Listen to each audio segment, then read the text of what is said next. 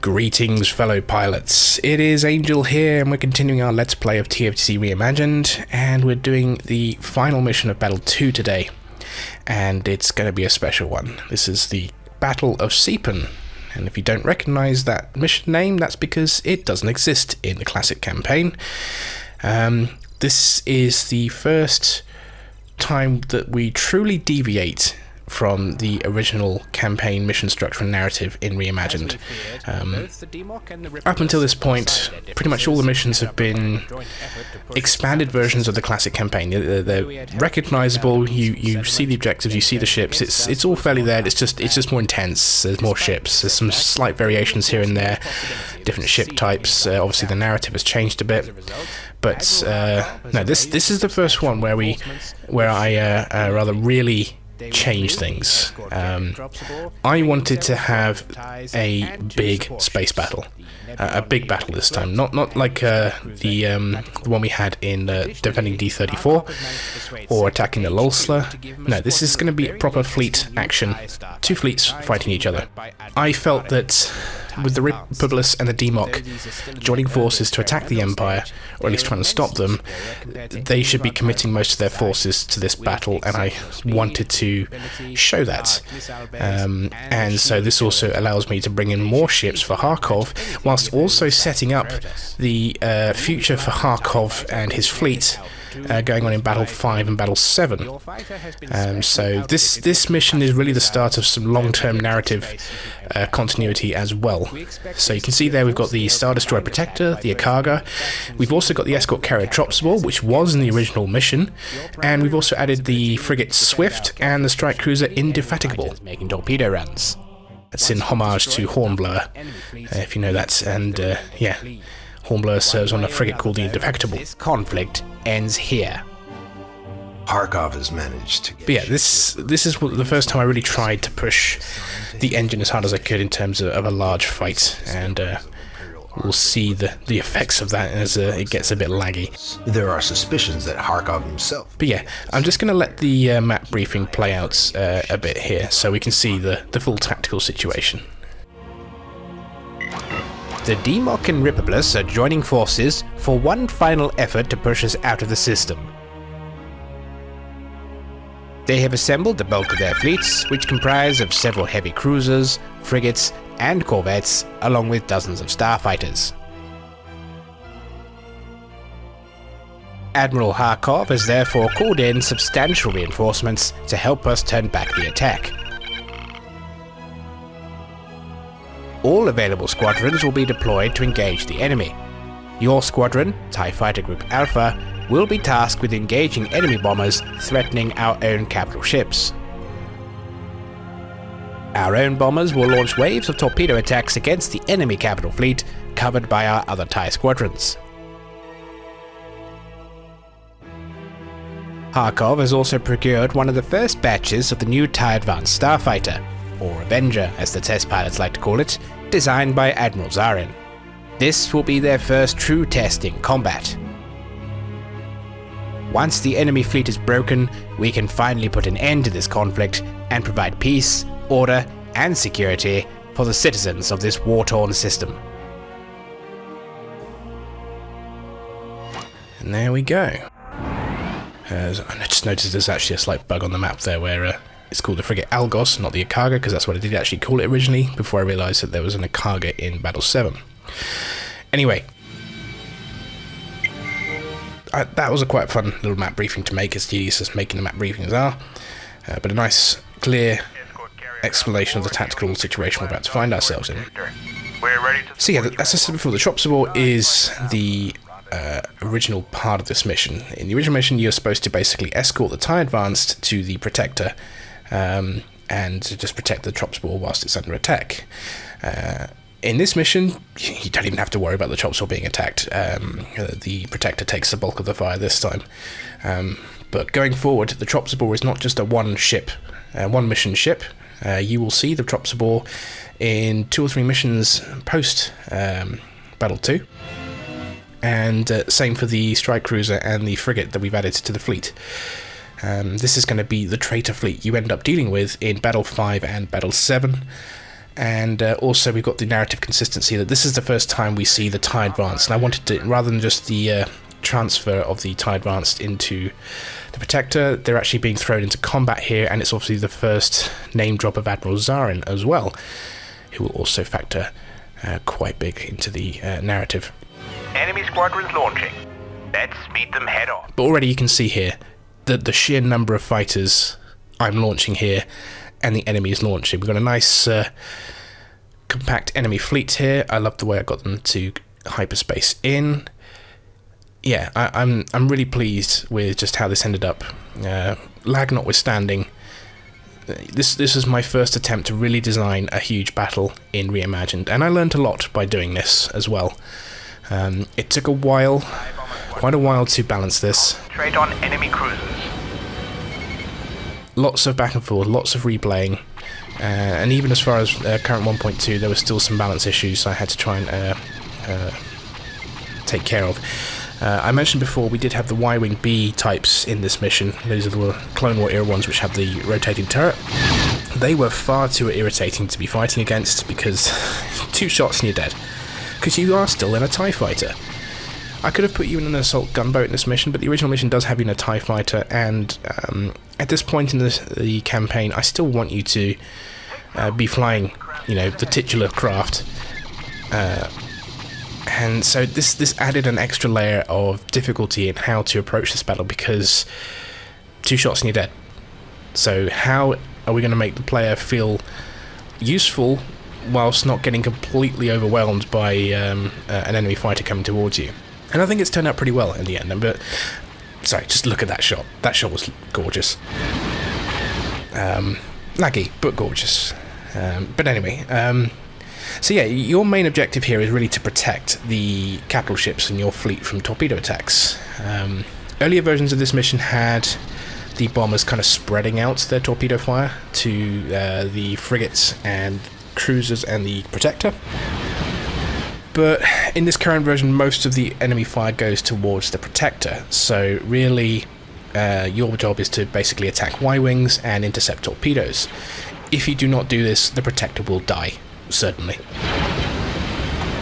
If you decide, like I'm doing here, to get close to the enemy fleet, there is a much higher chance, like you can see now, of me being engaged by enemy fighters, and of you dying. And there you see, red hull, I'm almost dead. That could have killed me easily. It's more exciting to do this, and it's just more fun to go up to the enemy fleet and just see the sheer amount of fire. Take evasive action, altitude. But yeah, generally speaking, you're meant to stick close to your fleet and keep the Protector safe. But, you know, you can approach this how you want, whatever's fun for you. But, yeah, for the most part, the battle is taking place without your input. You've got dozens of fighters on either side engaging each other. Huge waves of TIE bombers are going to engage the capital fleet. The enemy capital fleet will be destroyed, either mostly or entirely, by the AI on its own. You don't need to help here. That fleet will be defeated. The critical point of failure here is the destruction of the Protector, which will happen without your intervention.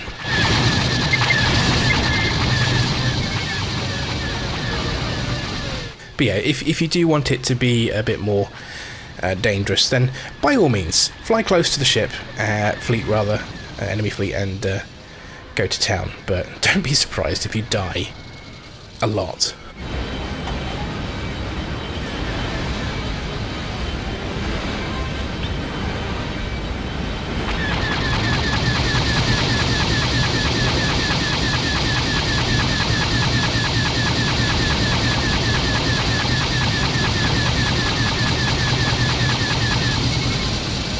So despite the sheer number of times I had to replay and test this mission, it's still fun to play. It's still just, you know, sometimes I just stop and gawk at the spectacle before me.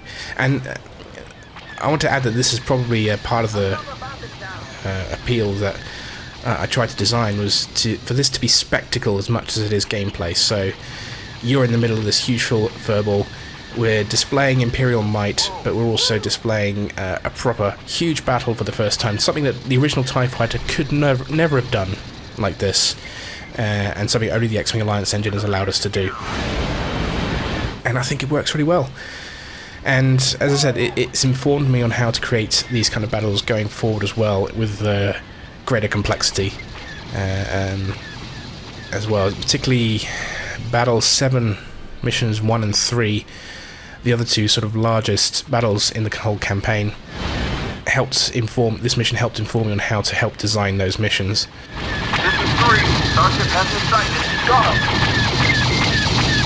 But yeah, I think this is a much better way to end this battle campaign compared to the classic version where you're just escorting some TIE Advanced to the Protector.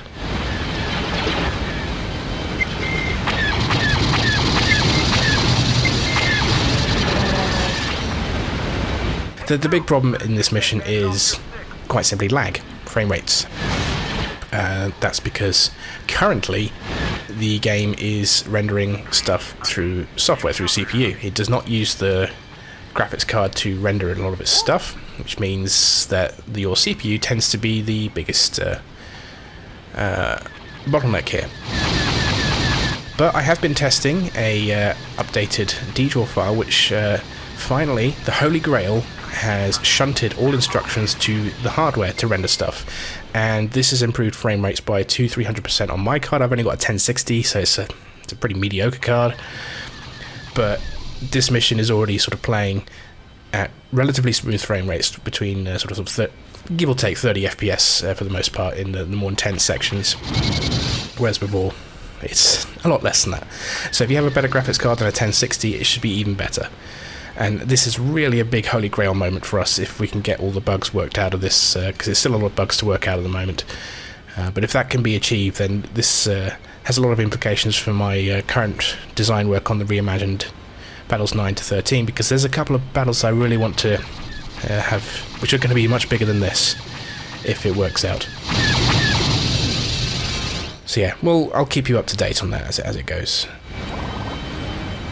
But here we go, the enemy fleet is now retreating. It's actually quite hard for them to escape intact. You can see there goes one of the acclimators. Another one's quickly going down, and the destroyer will also go down. We've completely broken the Ripoblus and Dimoks fleets here. Obviously you don't want to get too close to the back of those engines. Even at this range you'll still get engine wash damage.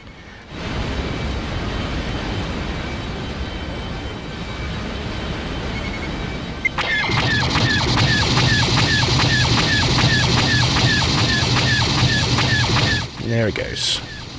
Fleet's destroyed. So our last objective here is to inspect a mysterious shuttle. And this is Shuttle Umlaut. This is again one of the only aspects of the original mission still here. The mysterious shuttle, which, as you inspect it, is carrying a rebel leader. Why would Harkov want to be talking to a rebel leader? Who knows?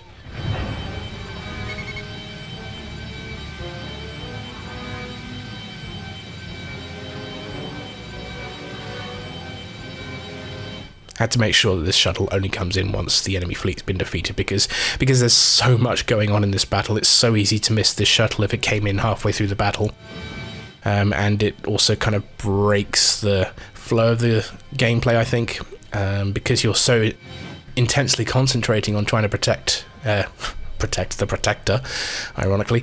Yeah, for you to have to break off in the middle of that intense verbal to go and wander over and inspect this ship, I think breaks the gameplay and just risks, obviously, the failure of the mission. It could make better sense, narratively speaking. You know, the shuttle comes in whilst everyone's too busy to notice. But I think practically this was a better solution for that little bit of secret orderness. Serious trouble someday. So yeah, we have completed Battle 2.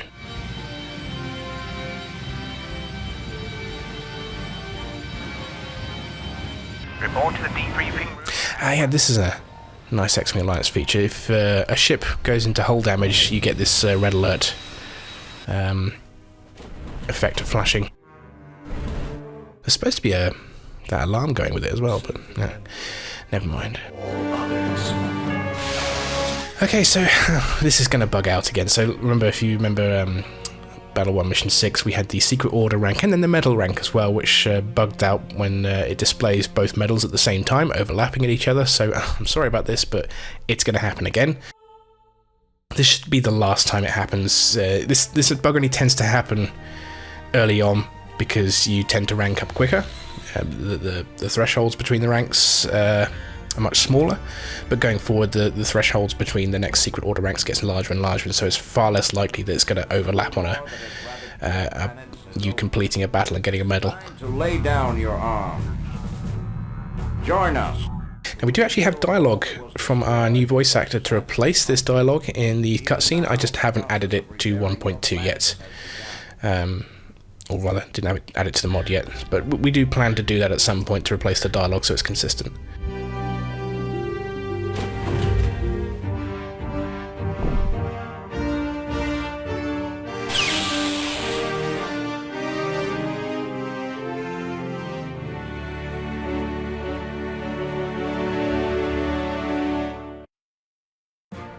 There you go. It's annoying, but there's been no way to fix that as yet. The combined attack by the Dimok and Ripoblus destroyed most of their fleet without suffering any major losses on our side, and brought about an end to this conflict. With their fleets defeated, I think perhaps only one of the little flaws of this mission is that although the TIE Advanced does end up flying in this mission, it gets launched a bit later in the mission. There's no actual dialogue to indicate that the TIE Advanced are joining the battle, and nothing to indicate that they're actually having any effect on the battle. So that's something I might need to look at going forward for just tweaking this mission. Add a bit of radio dialogue saying, oh, the TIE Advanced are now in the field, they're joining the battle, or something like that, just to let the player know they're there, and if they want to just try and find them on the field.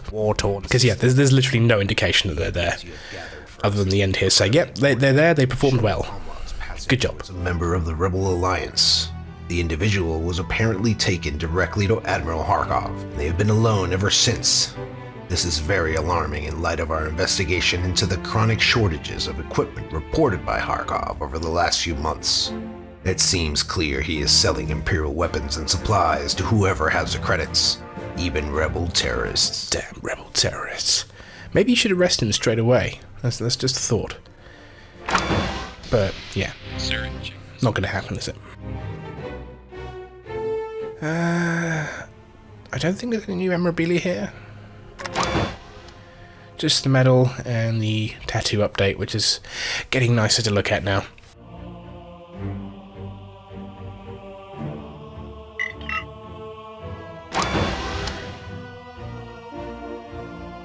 Any new messages? Ooh, we're being transferred to the Stalwart under a command of a guy called Thrawn. Someone mentioned something about him before, didn't they? That'd be cool. And I like this. Encrypted sender, encrypted message. It's actually a nice way to have a Secret Order narrative outside of the main briefings and whatnot. And it's something, it adds a bit of flavour to the whole Harkov traitor plotline as well. I think also that actually makes sense as well from just, you inspecting that shuttle when you shouldn't have. But anyway, that's it for today, and join me next time for Battle 3. And until next time, good hunting.